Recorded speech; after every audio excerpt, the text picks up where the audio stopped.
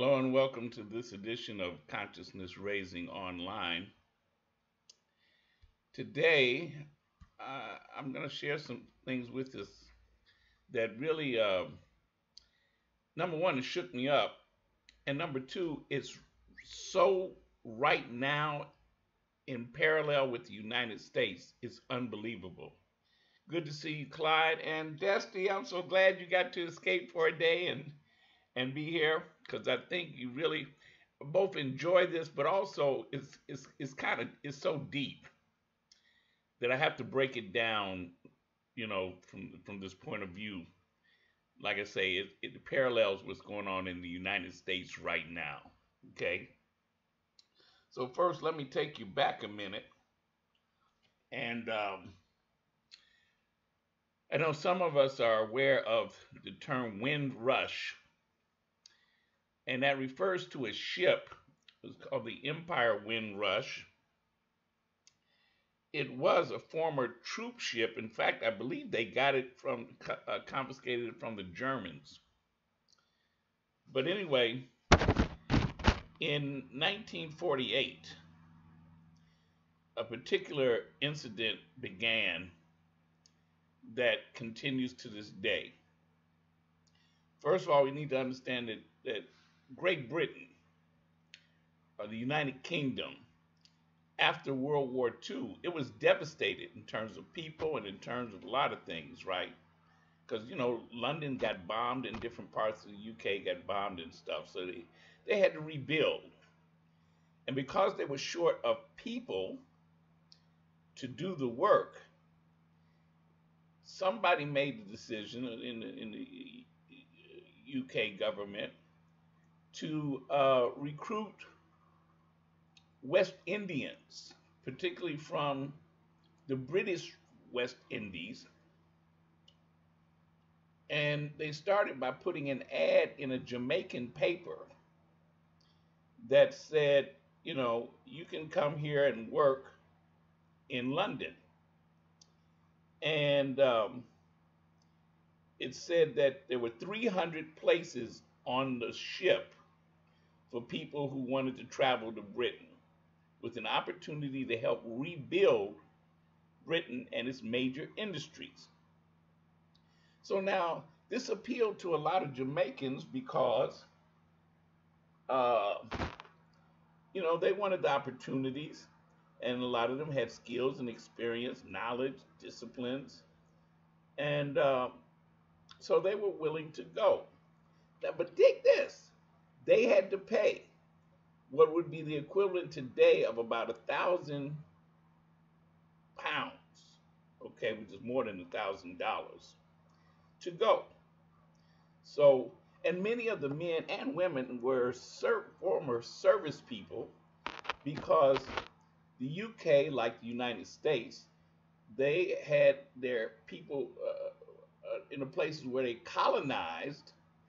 You could go and serve in the military, just like here. You got Mexicans, you got Puerto Ricans, you got all kinds of folks who come to the United States and go into the military, even undocumented people. See, most people don't realize this. They've had undocumented people come into this country for decades and go into the service, go off to war to fight for the United States, and they're not even citizens. So the UK did the same thing. So this was allowing some of them to come to Britain. They had never been to Britain, even though they had served Her Majesty the Queen in the military in World War II. So, there were army men and women, there were middle class businessmen, musicians, and a lot of other folks who wanted to take up on this offer to come to Great Britain. So they came, they got on the ship, and they came. Now, the story gets kind of deep in that, and I'm going to share with you some other stuff coming up in a few minutes. The trip took a month to get there, and it finally docked in Tilbury, it's called, June 21st, 1948. And let me show you the ship. because it was a huge ship. Now they said it was 300 places, but the very first time it came, it had 392. It was packed. Look at it. It was packed. It wasn't a whole lot different than a slave ship in my mind, but they were coming to Great Britain. They were coming to London to a new life, and actually most of them did not plan to stay forever. They were going to come, help rebuild, make some money, and go back home. Well, when they got here, it wasn't as well. Let me go on with the story. Now that you've seen the ship, let's take a look at a couple of things when they were coming because they were so excited. Can you imagine? They were so excited about going to London and being able to work and all of that, right? So, uh, they were helping each other out. And this one, I love this shot here because this is a sister named Mona Baptiste. She was born in Trinidad. Oh, and I want to make this clear at the beginning. Most of the time when you see the history documented on this, they'll almost always say just Jamaicans. It wasn't just Jamaicans. It was people from the West Indies, which included Trinidad, Tobago, Jamaica, all the different colonies or the Caribbean colonies of Great Britain. Okay? So here's Mona Baptiste, a Trinidad-born blues singer. She was on board the ship, and she was entertaining the guys and stuff. Now, this apparently was a photo when she entertained the Caribbean soldiers. But she went on to go to Germany, believe it or not, and had a career in the film industry in Germany. This was after the war. See, so that's real deep, ain't it? All right. So now, after a month traveling, they finally get to London, and I had seen some of these photos before. Some of these when they got to London, and when you look at, I want you to look very closely at their faces, and it's deep because what happened was they had the British had sent a brother out to talk to him. His name was Ivor Cummings. So they sent a black officer from the civil service, sent him out there to meet the new arrivals. And part of the issue that immediately jumped up was where were they going to stay? Where were they going to live?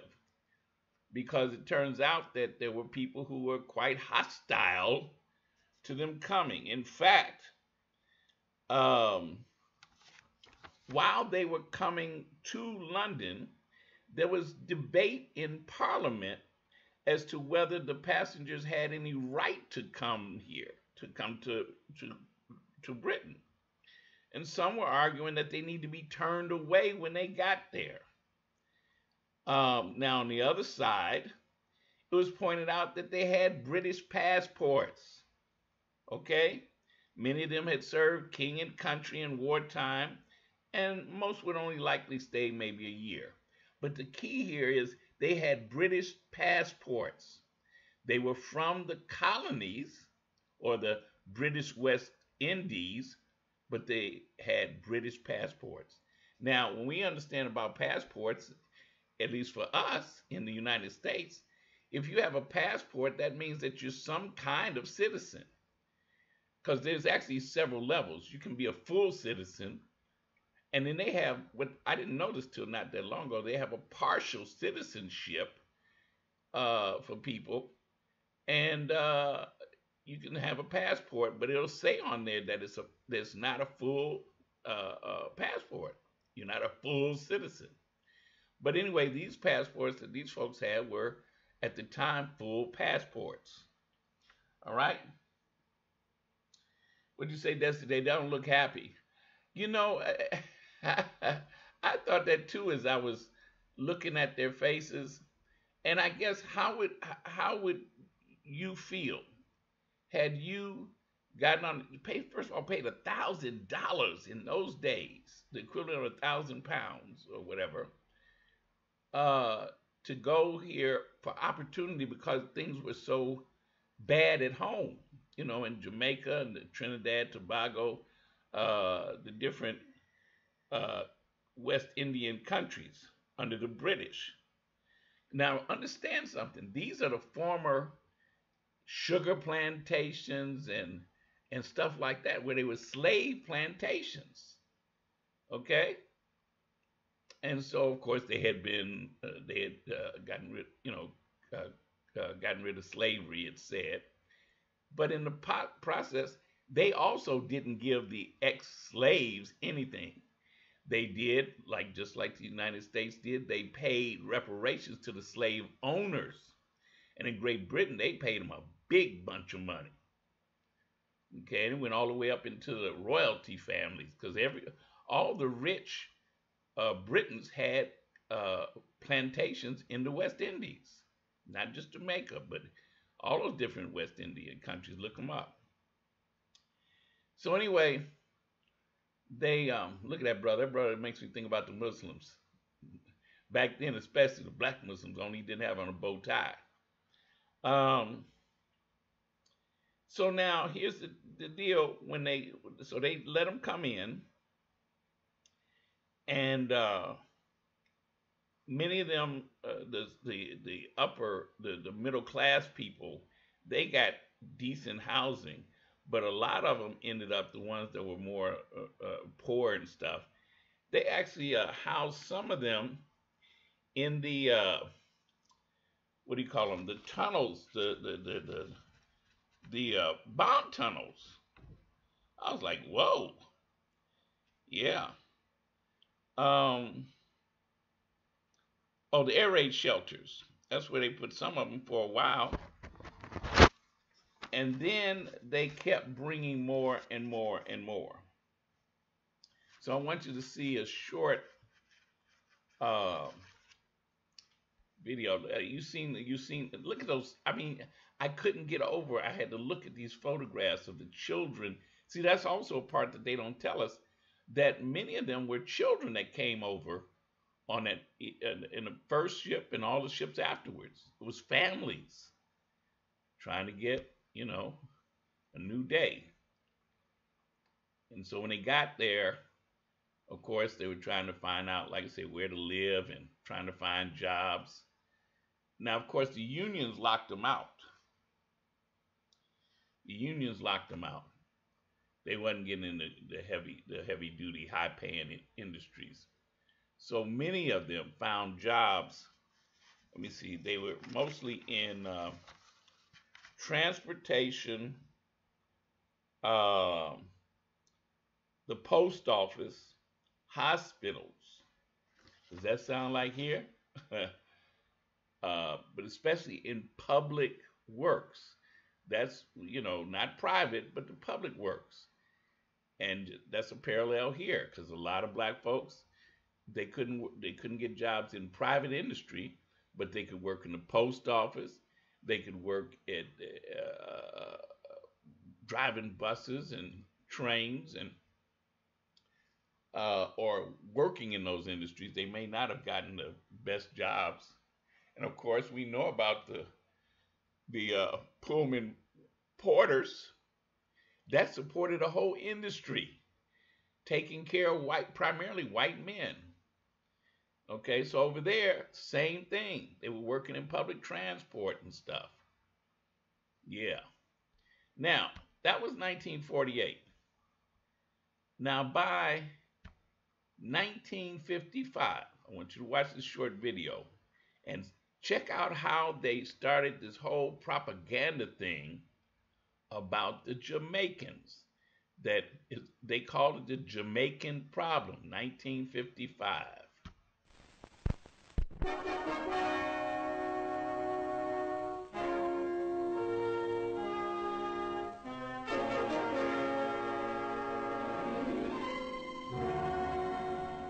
In 1954, about 10,000 West Indians came to Britain.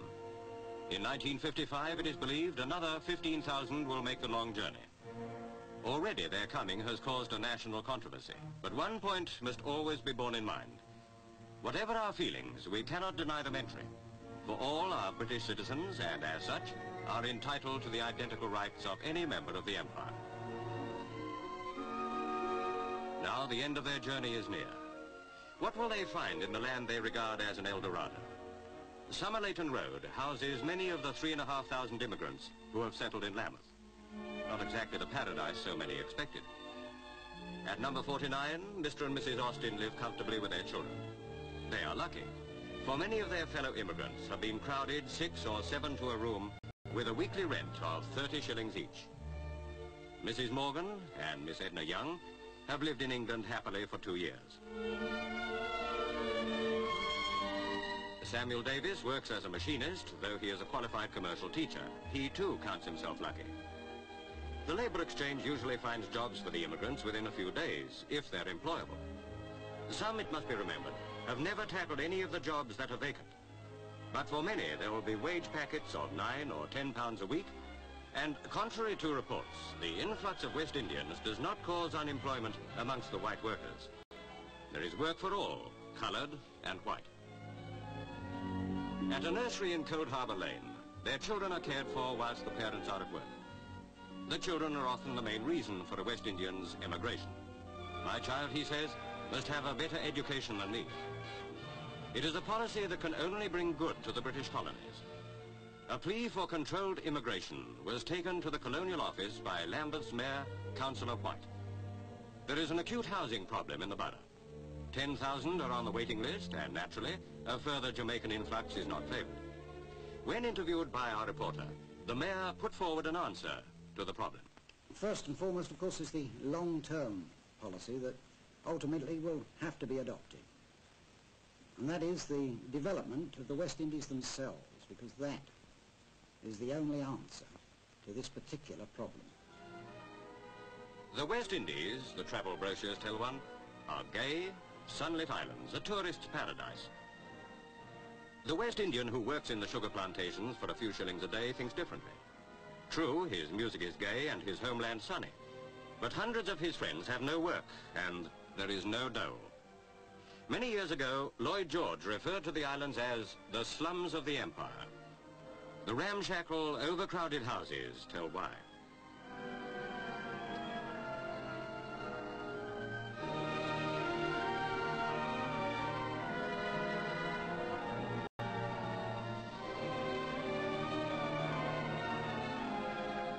In the markets, there is food for those who can afford it. For those who cannot, Britain seems to provide an answer.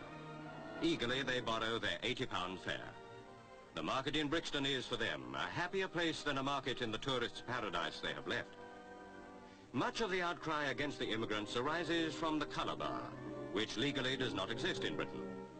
Nevertheless, we accept with little criticism the fact that thousands of white foreigners, including 15,000 former enemies, have made their homes in this country. Bill Strachan, in the centre, came from Jamaica during the war. He became an officer in the Royal Air Force and flew as a bomber pilot. Bill, who now works in a council office, sums up the feelings of West Indians who wish to settle in Britain. Our people from the West Indies here have no enmity towards any British people, and in fact will be a strength to them and are extremely ambitious. I can assure trade unionists that there will be no problem of them undercutting trade unionists, and I can assure them that they will help in the cultural life in this country, and every attempt on their part is at social integration and being completely happy and cooperative with the British people. We don't want any special privileges or anything more than any other British worker has in this country. A pathetic sight. Yet they ask no pity from us, only that we respect that all human beings are born free and equal in dignity and rights. Does the answer to these Britishers' problems lie in Britain or in the West Indies? And yet perhaps, if we dig deep enough, we may find the solution hidden within the conscience of us all.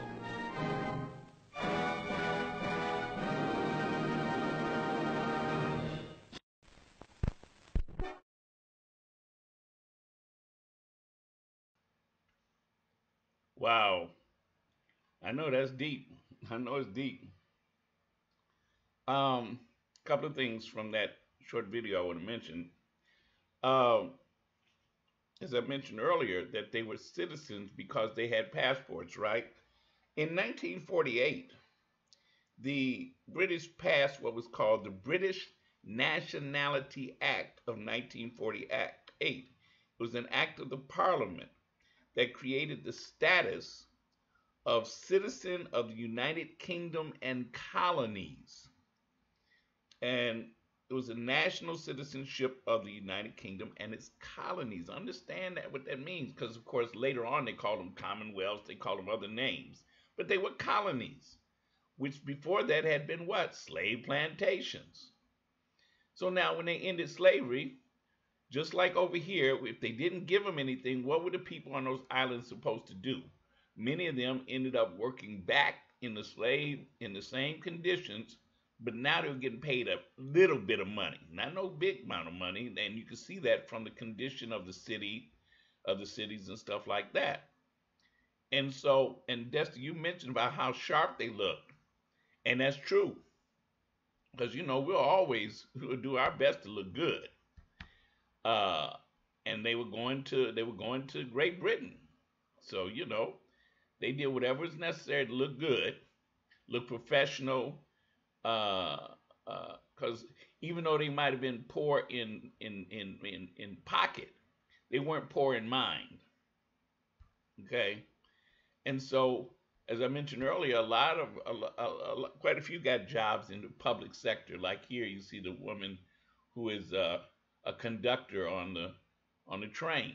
Okay, and so even though they faced the prejudice and the racism and all of that, they still persevered and they stayed.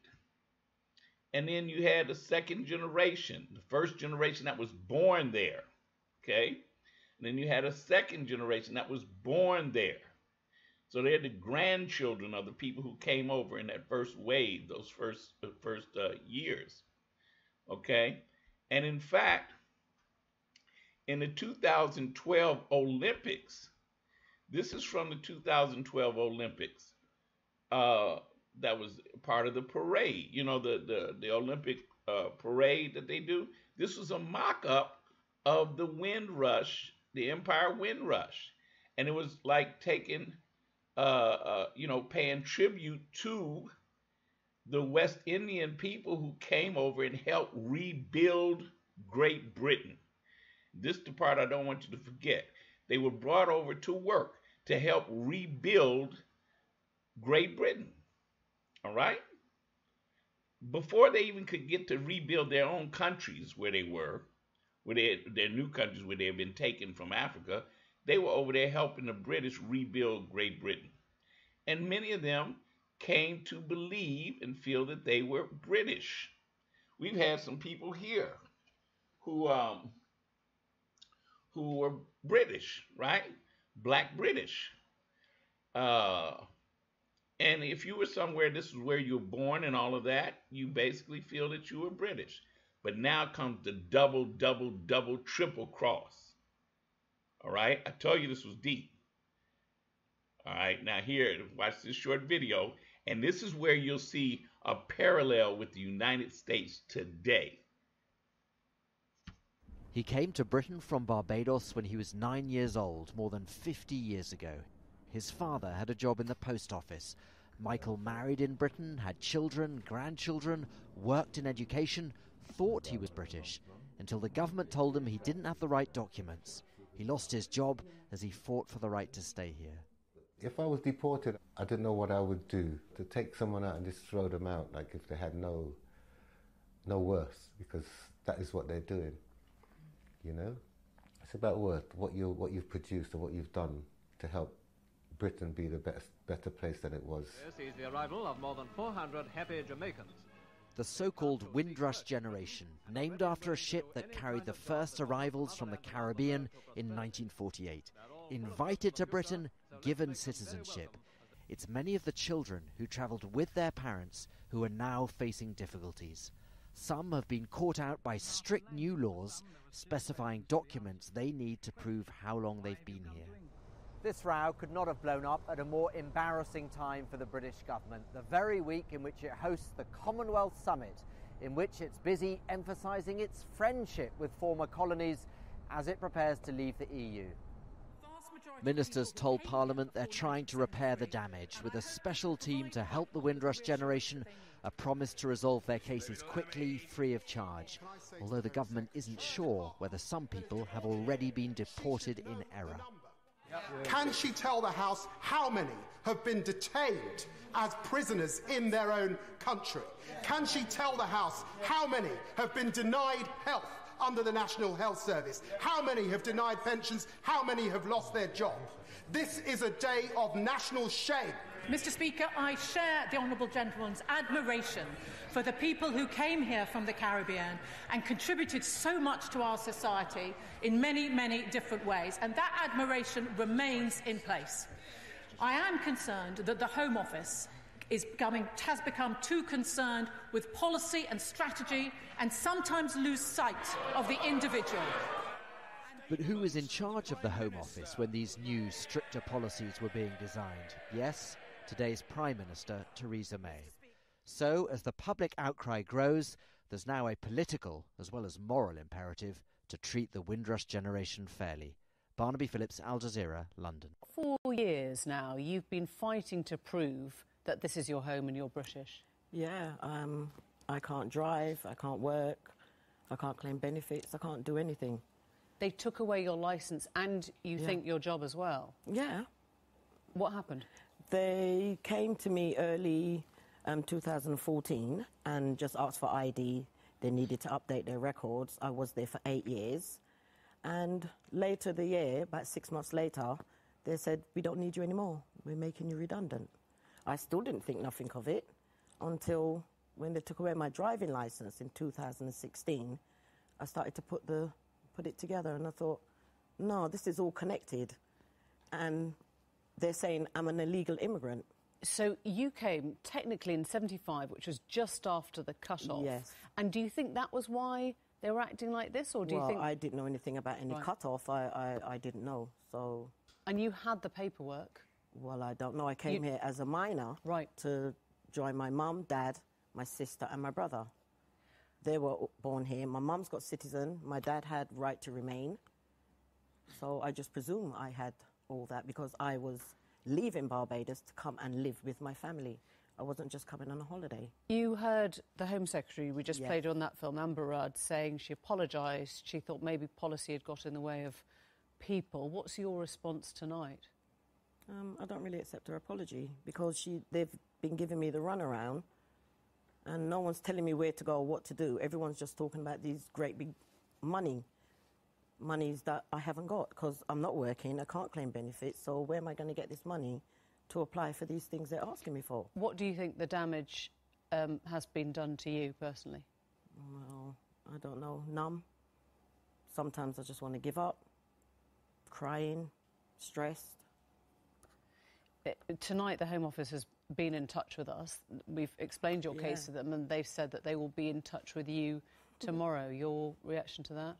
Well, I sent you all the necessary paperwork and you wrote me back and told me I don't have the right. And now all of a sudden tonight I've got the right for them to give me a phone call. Let me just read this out in case we can't see it.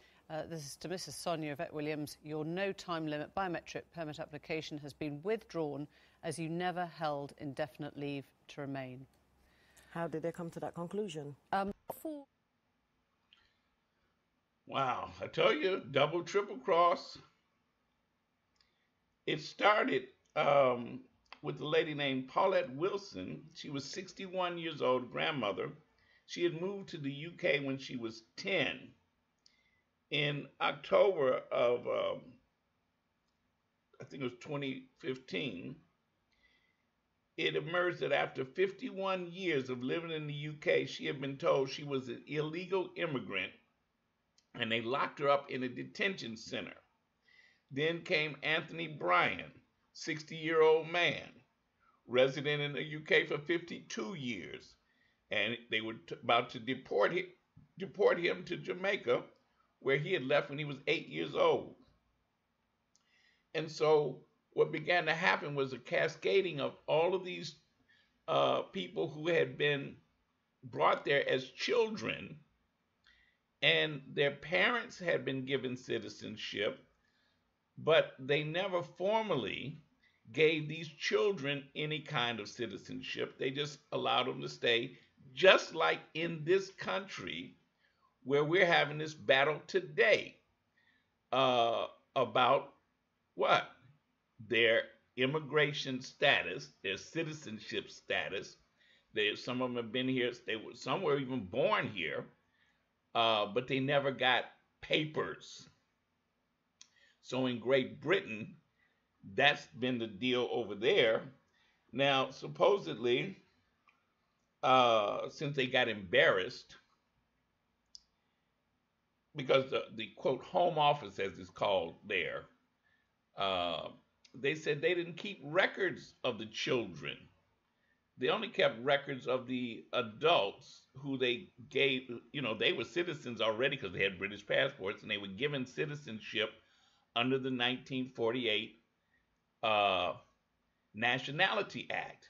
But the Nationality Act apparently didn't cover the children. Now the children are grandparents, and their children also don't have papers, even though they were born and raised in Great Britain. So now the Home Office says that they're going to be working on straightening it out, and they won't have to pay anything. But the sad part of it is that in the process, people are in limbo. As the lady was talking about, she can't get a license. She can't get a job. She can't get benefits because you have to show your papers. You have to prove that you're a citizen. And for them to pull this out all of a sudden over the last 5 years or so, 5 to 10 years, gradually pulling this out, it's been just like here. All of a sudden, people who assumed they could stay. Well, remember, in this country, they had what they call it VACA.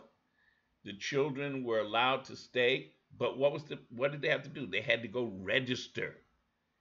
See, that's the slick part. They get you to register. They get you to tell them who you are and where you are. Okay? And then they selectively start snatching you.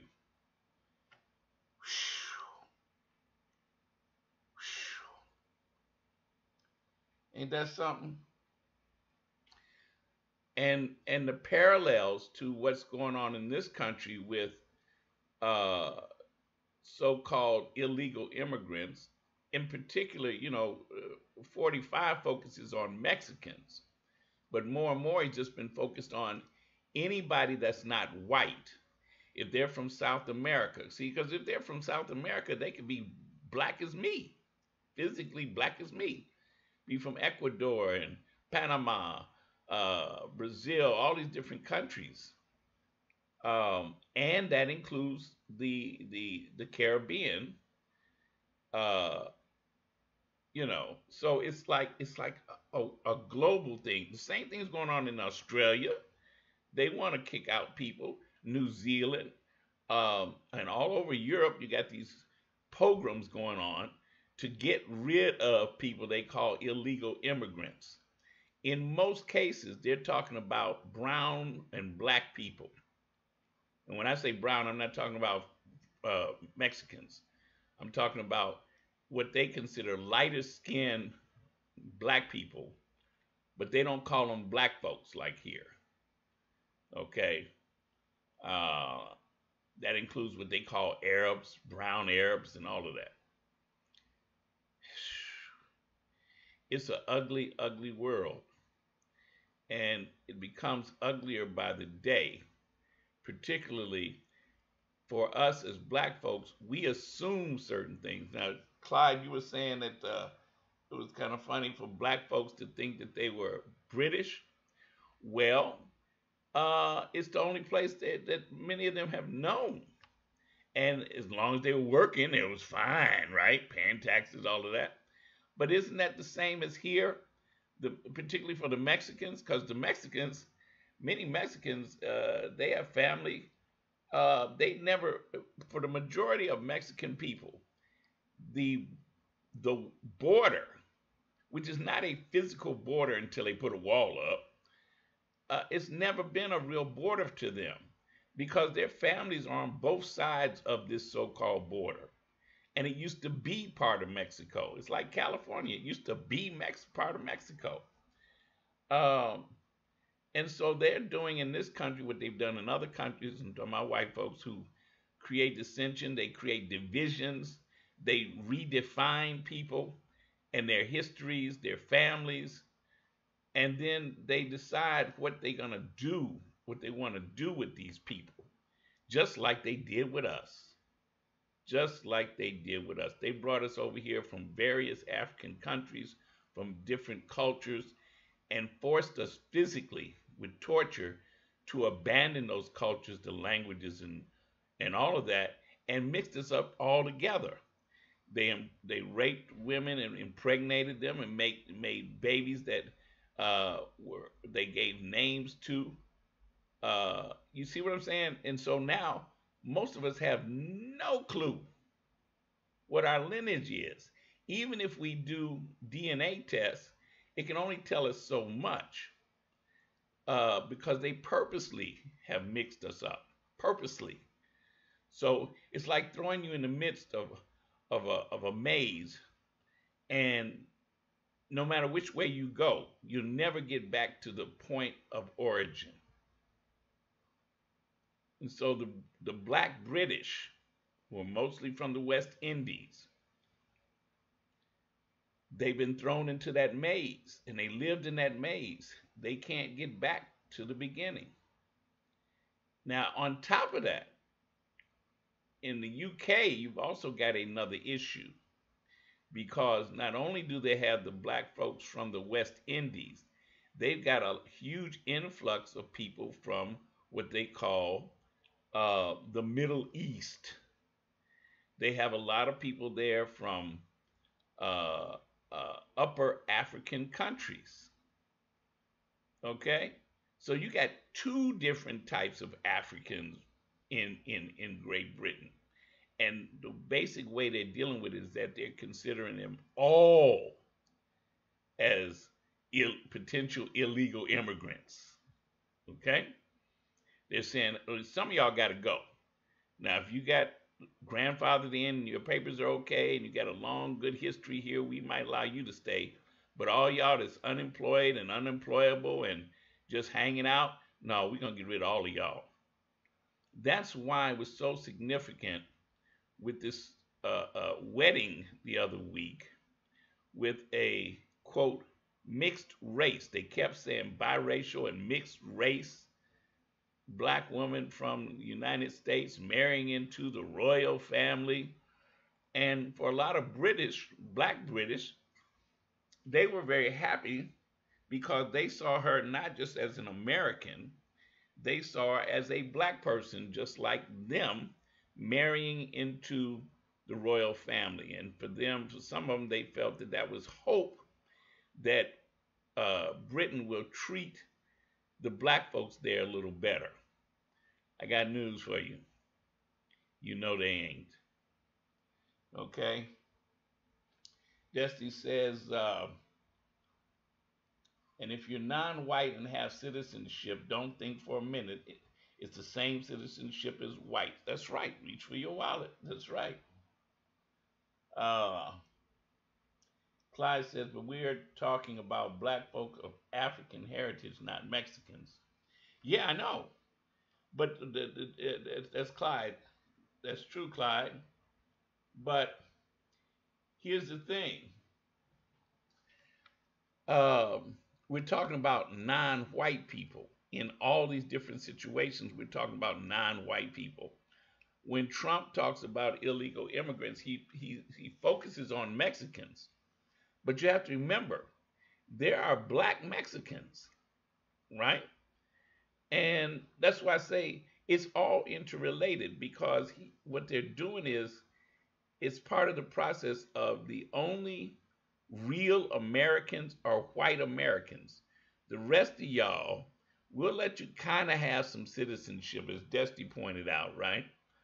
Um, but you're not going to be full citizenship as far as he's concerned because the only real citizens are white, you know? So that's what I mean by it's a global thing going on. It's a global thing of defining us out of the picture. Now, the black folks in the United States who've been here for, since forever, well, we're going to let you stay. We'll let you stay. But now don't expect to be treated like you're a citizen like like the white people. We're going to make sure you stay in your place. And that's what Trump is doing. Look at how he and his people set stuff up. They make sure it's a white majority and a tiny colored minority involved in stuff. When you see stuff at the White House, right? They might have one or two Negroes in there, but that stuff is totally 99% white. If you think about it, how it had been over the last 4 or 5 different presidencies, there had been a thing of inclusivity to make sure they had some black folks. And of course, when Barack Obama was president, they had a lot of black folks, right? Clinton did too. Bush did. But 45 has come in there and they have made it white. No doubt. So, in any case, that's basically it. I wanted to, correct. And non-whites or black Mexicans are still of African heritage. Yeah. Makes it easy for conversation. Are you white or non-white? That will let officials know where to begin your legalization process. Well, and y'all know how long I've talked about this, that I say we should get our passports because that still is the one definer of your citizenship. It's your nationality. See, our race might be black or African, depending on how you want to do it. I say I'm a black African in terms of my ethnicity and race. But my nationality is United States. And that's why I have a passport. Because see, you can go out in the world. If you ain't got no passport, you'll be stuck. You can't get into most countries without a passport, and you can't get back in here without a passport. You see, that's why they made it an issue. Nationality. And Trump and them are defining citizenship and nationality as white nationalism. And so you can be okay with them as long as you adhere to bowing down to white nationalism. Yeah, I'm reminded of Animal Farm. In Animal Farm, the slogan was, the motto was, all animals are created equally. And then after the pigs got in charge, they changed the motto to say, all animals are equal, but some are more equal than others. With that, wow. Yeah, Dusty, the point is that, yeah, the people on the Empire Windrush, they had citizenship passports. For most of them, many of them are dead, but their children are who got crossed, just like here. People came over, and they worked and did everything, and they raised their children, and now the children are in jeopardy. And in fact, they're deporting people. Oh, and the other thing that the United States is doing that's really, really illegal and immoral, and what's his name? Jeff Sessions, Beauregard, the little weasel, the Attorney General. He said this a couple of weeks ago, and they've been doing this for a minute. He said, we will take your children. If you come over here illegally and you bring your children, we will take your children away from you.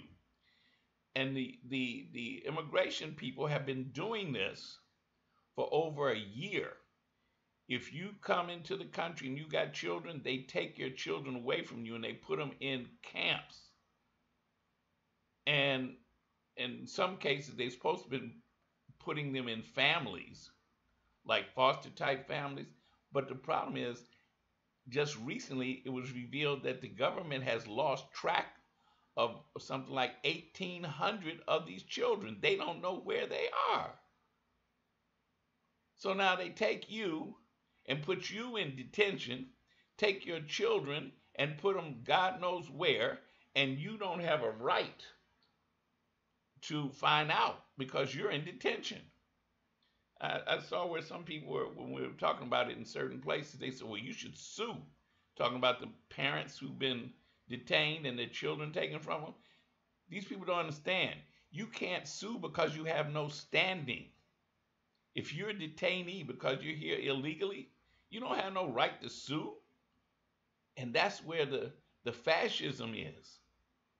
They're doing what you know, I can't even go on. That's enough. Dusty said, what? Oh, so saying I'm a descendant of enslaved Africans will not be enough when they come for us.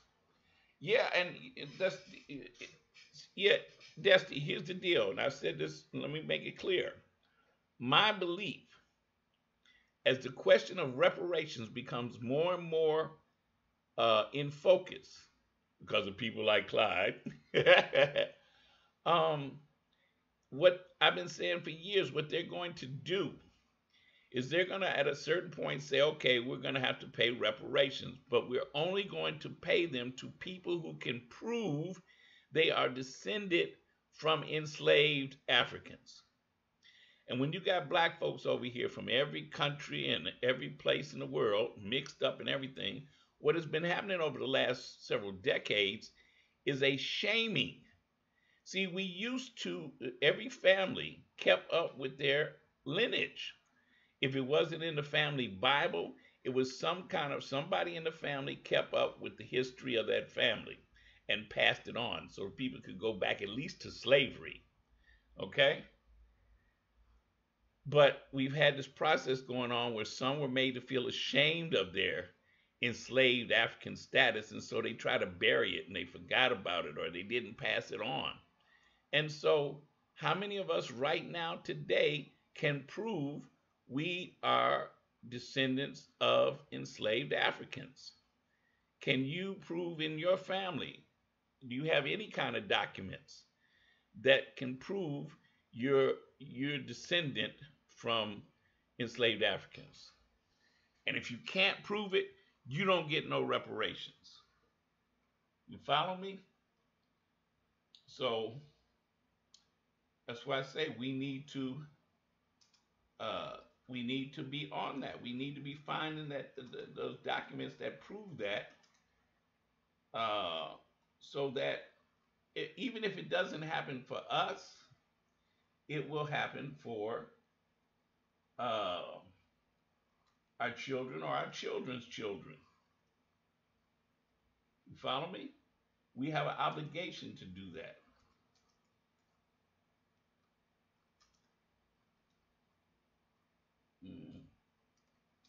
Okay, I was texting out my message here.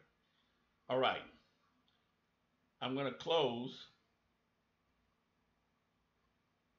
with, of course, my regular: no justice, no peace, no love, KNOW.